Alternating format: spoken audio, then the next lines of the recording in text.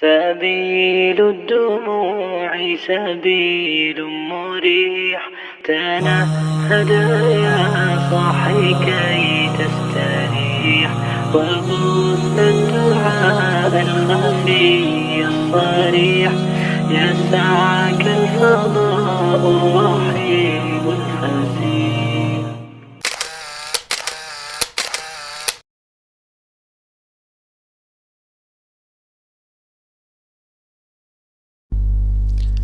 Bismillahirrahmanirrahim. Assalamualaikum warahmatullahi wabarakatuh. Alhamdulillahi wa syukrulillah wa la hawla wa la quwata illa billah. Asyhadu an la ilaha illallah wa asyhadu anna Muhammadan abduhu wa rasuluhu la nabiyya wa la rasula ba'dah. Alhamdulillahirabbil alamin. Segala puja dan puji syukur marilah kita panjatkan kehadirat Allah Subhanahu wa taala. Salawat dan salam semoga senantiasa tercurah limpah kepada suri tauladan kita Nabiullah Muhammad sallallahu alaihi wasallam. Anak-anak sekalian yang mudah-mudahan senantiasa dirahmati oleh Allah Subhanahu wa taala. Insyaallah dalam kesempatan yang berbahagia ini Ustaz akan menyampaikan pendalaman terlebih dalam materi yang mungkin kemarin Ustaz sudah sampaikan, yaitu tentang ilmu balaghah.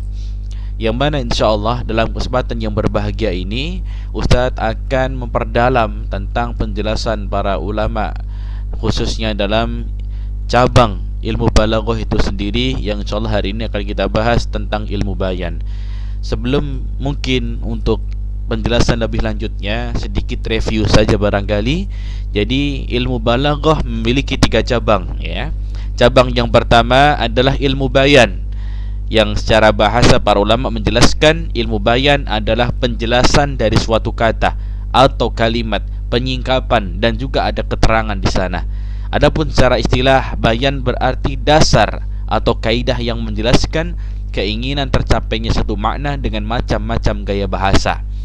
Kemudian juga yang termasuk cabang ilmu balaghah adalah ilmu ma'ani, yang mana para ulama menjelaskan ilmu ma'ani adalah dasar-dasar dan kaidah yang menjelaskan pola kalimat berbahasa Arab agar bisa disesuaikan dengan kondisi dan situasi, ya.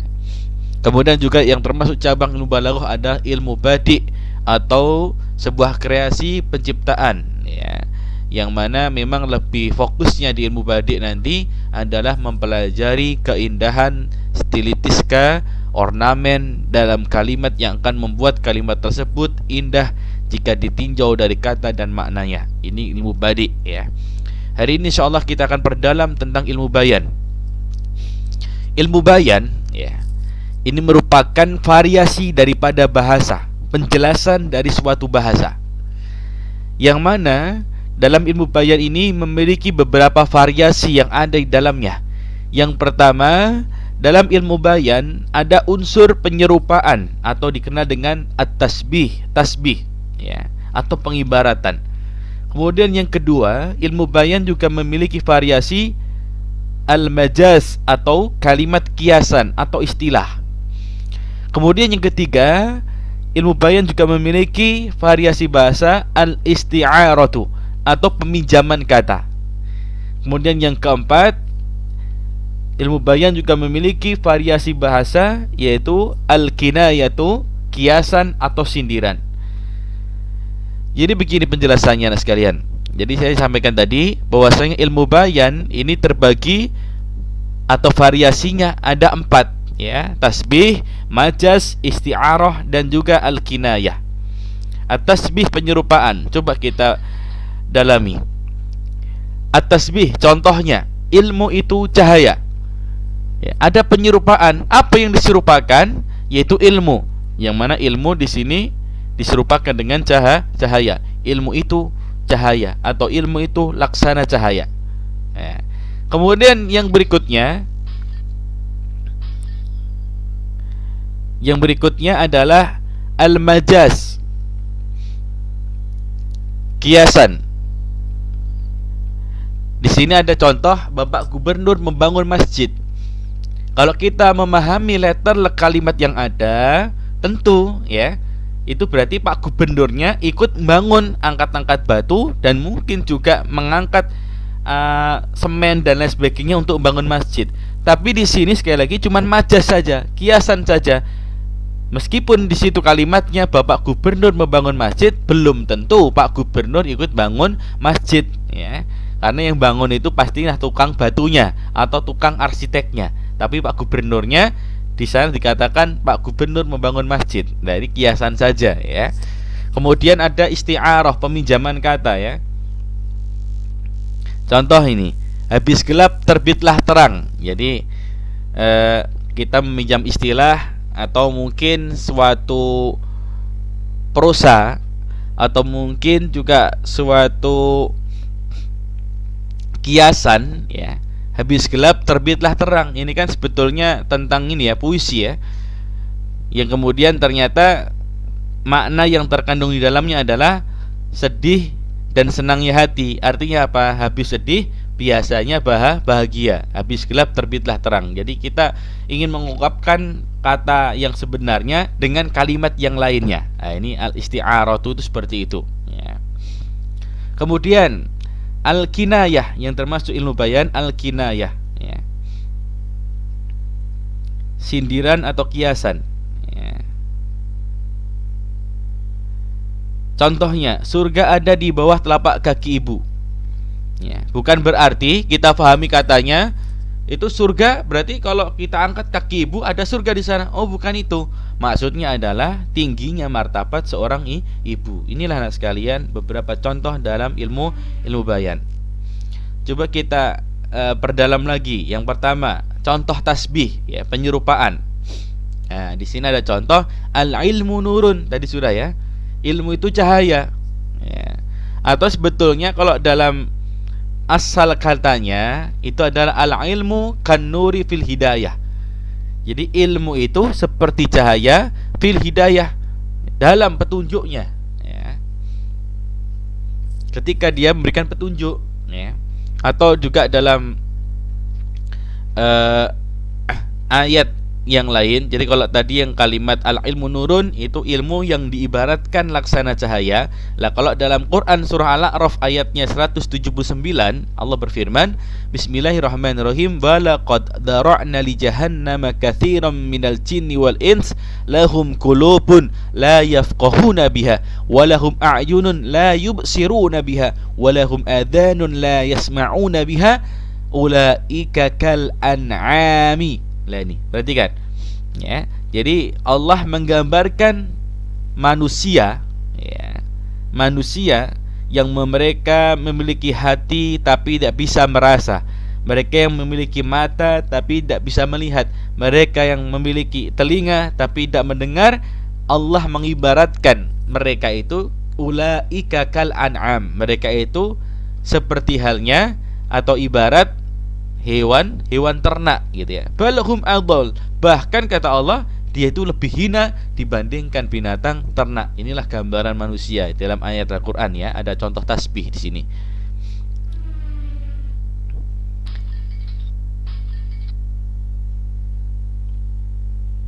Nah, berikutnya dalam pedoman kita memahami tasbih, yang pertama, biasanya kalau bahasa Indonesianya itu ada kalimat seperti, laksana, bagaikan, baik, bak, ibarat, ya, atau seolah-olah, misal. Ya, ini contoh-contoh atau terjemahan dalam bahasa Indonesianya, ya. Kemudian kalau yang kedua ada musyabah bihi, yang mana harus lebih nyata daripada musyabah, ya. Bukan kucing itu seperti macan, tapi macan itu seperti kucing. Karena kucing lebih nyata dikenali. Bukan manusia itu perilakunya seperti monyet, tapi monyet itu perilakunya seperti manusia. Bagaimana penjelasannya?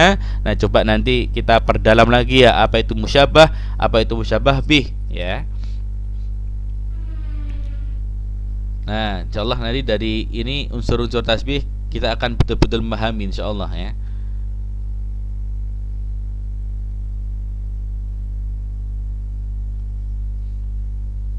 Nah, coba sekarang kita perhatikan. Jadi dalam unsur tasbih atau pengibaratan itu harus ada unsur-unsurnya yang harus dilengkapi dalam kalimat itu. Yang pertama harus ada musyabbah atau yang diserupakan. Kemudian yang kedua ada adatu tasbih, alat untuk menyerupakan. Kemudian yang ketiga ada al-musyabbah bihi, atau yang diserupai. Kemudian biasanya ada wajhus syabah, sifat yang serupa. Lah, anak-anak sekalian, coba kita perdalam ya. Di sini ada kalimat al-ilmu kan nuri fil hidayah. Ilmu itu bagaikan cahaya fil hidayah, dalam hidayahnya. Nah, maka coba kita cerna mana yang diserupakan. Nah, tentu ya, kita artikan dulu al-ilmu. Ya, maka yang diserupakan adalah ilmu, al-ilmu. Ya. Kita tandai di sini ya, al-ilmu. Kemudian setelah itu apa? Adatu tasbih, alat yang menyerupakan apa? Oh, di sini ternyata biasanya ada huruf K di sini. Al-ilmu kan nuri. Nah, berarti K ini artinya adalah seperti, ya. Maka K ini merupakan alat untuk menyerupakan K. Ya. Kemudian al-musyabbah bih, harus ada rukun tasbih yang ketiga, yaitu yang diserupai. Lah, ilmu itu mirip apa atau serupa dengan apa? Nah, di sini diserupakan al-ilmu kan nuri. Ilmu itu bagaikan cahaya, seperti cahaya. Lah, maka musyabbah bihi, ya, yang diserupai daripada ilmu adalah an-nur, cahaya. Nah, kemudian yang terakhir unsur daripada tasbih adalah wajhus syabah, atau sifat yang serupa. Apa sifat yang serupa yang sesuai dengan ilmu? Tentu di sini fil hidayah. Hidayah. Ya, maka ini wajhus syabahnya adalah hidayah. Nah, kemudian juga yang harus kita pahami ya, dalam alat tasbih ya. Alat tasbih, atau tadi kalau dalam kalimat sebelumnya tadi ada huruf K tadi ya, al-ilmu kan nuri. Lah, sebetulnya alat tasbih itu bisa bermacam-macam. Yang pertama, para ulama menjelaskan bahwasanya alat tasbih itu paling tidak ada 3 jenis ya. Yang pertama, biasanya alat tasbih itu berbentuk ismun, isim, seperti halnya sibhu, seperti halnya mislu, seperti. Nah, ini. Kemudian yang kedua, dapat juga berbentuk fi'lun, fi'il. Nah, contohnya kalimat yumasilu ya, seperti yuhaki, sebagaimana yusbihu, menyerupai ya. Ini fi'il. Kemudian yang ketiga, alat tasbih juga terkadang berbentuk harfun atau harf, seperti halnya huruf K atau ka'anna ya. K itu seperti, ka'anna bagaikan ya, bersama ya, ka'anna ya. Inilah anak sekalian alat-alat tasbih yang ada dalam unsur-unsur tasbih. Jadi kalau nanti kita perhatikan di ayat Quran tuh banyak sekali ya, insyaallah banyak sekali contoh-contoh yang terutama yang menggunakan kalimat atau huruf harf ini ya, K ya. Nah, coba ini ada kalimat summa qasat qulubukum mim ba'di dzalika fahiya kal hijarati au asyaddu qaswah. Nah, coba kita perhatikan yang saya tandai dengan huruf merah ini atau warna merah ini. Fahiya kal hijarah. Lah ini. Jadi orang-orang yang kemudian digambarkan oleh Allah summa qasat qulubukum, yang hatinya itu keras, mimba didzalika, setelah mereka itu dapat hidayah dari Allah, fahiya kal hijarah. Lah ini. Di sini Allah mengumpamakan ya, atau menyerupakan orang yang keras hatinya setelah mendapat hidayah itu kal hijarah, seperti apa? Batu. Nah, ini ya, ternyata dalam Quran itu banyak sekali nantinya ya, ada waktu tasbihnya ya, terutama huruf K ini kayak gini ya, hiya kal hijarah, dia itu seperti hanya batu.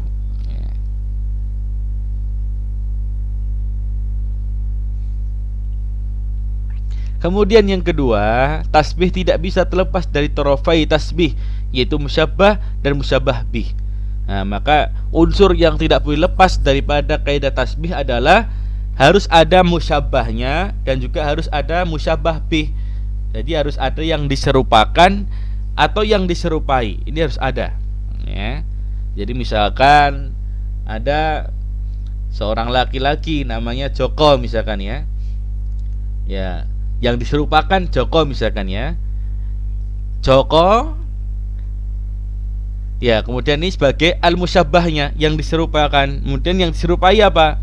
Nah, coba kita lihat ya. Contoh misalkan ada kalimat Joko kal asadi. Ya. Kal asadi. Jadi yang diserupakan itu Joko, yang diserupai itu Asad. Asad artinya harimau atau singa, ya. Maka di sini sudah cukup sebetulnya, sudah mencakup apa?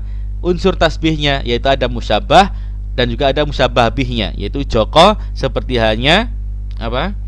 Harimau atau singa. Ya, itu misalkan contoh saja ya. Tapi bukan berarti Pak Jokowi. Nanti buat laporan juga repot nanti.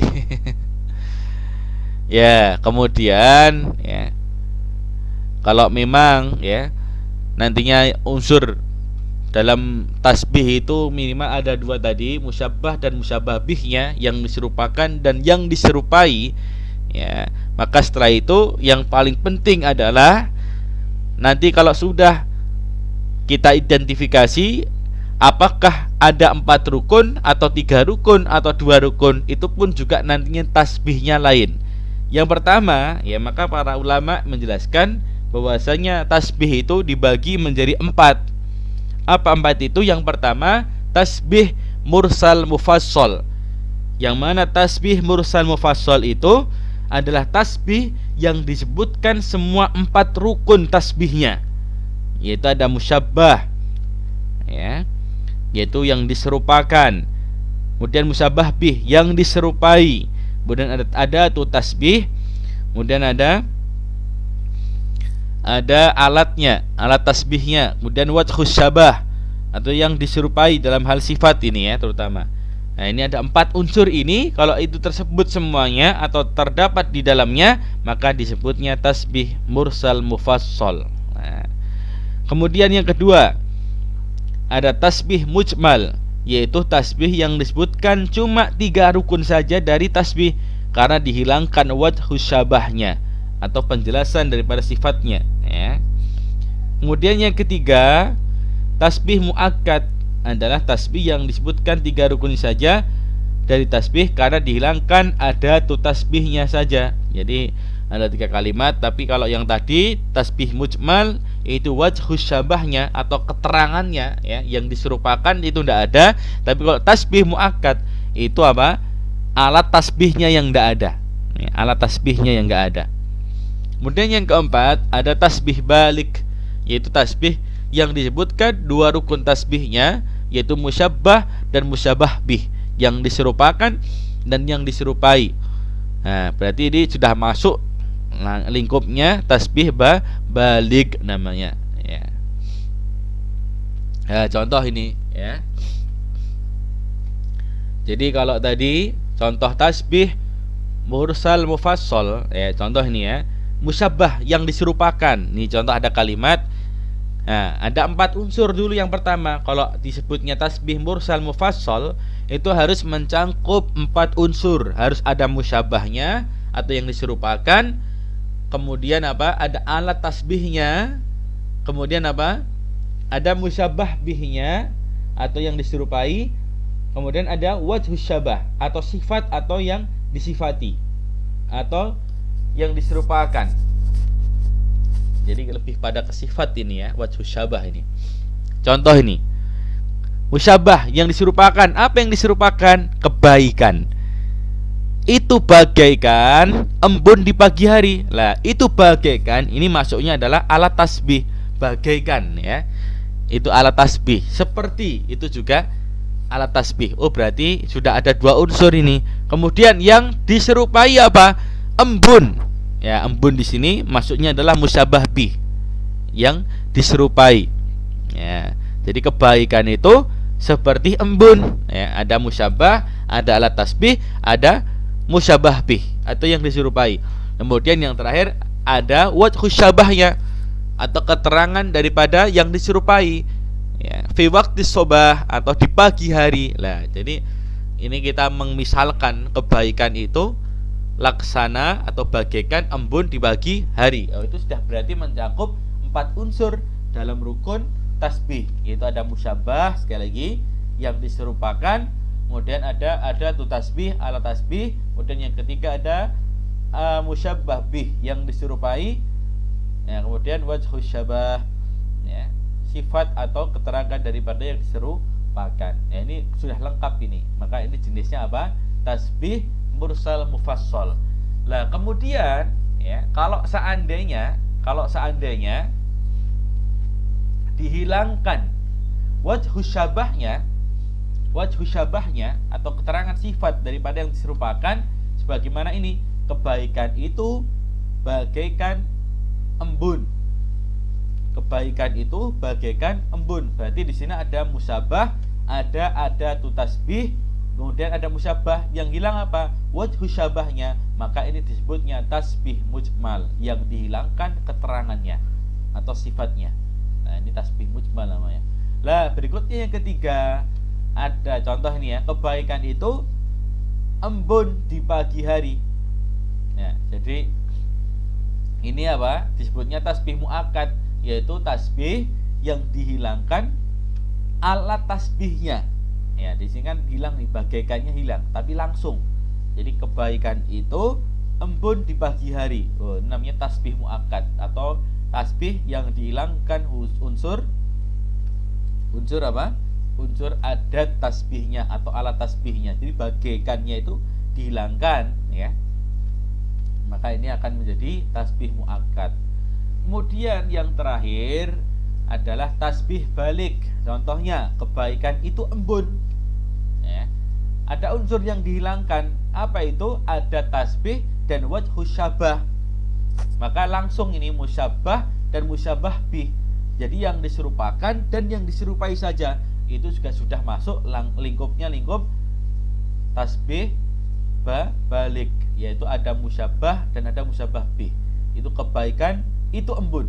Musyabbah ada musyabbah bih. Jadi ada kebaikan itu embun. Jadi ini sudah yang masuk ranahnya yang diserupakan dan yang diserupai. Nah, ini sudah masuk lingkupnya, lingkup tasbih balik. Cuman dua unsur saja, yaitu musyabbah kebaikan atau yang diserupakan, yang diserupai adalah embun. Nah, ini sudah mencakup sekali lagi tasbih balik. Inilah anak sekalian penjelasan berkaitan dengan tasbih, rukun-rukunnya dan juga termasuk jenis-jenisnya.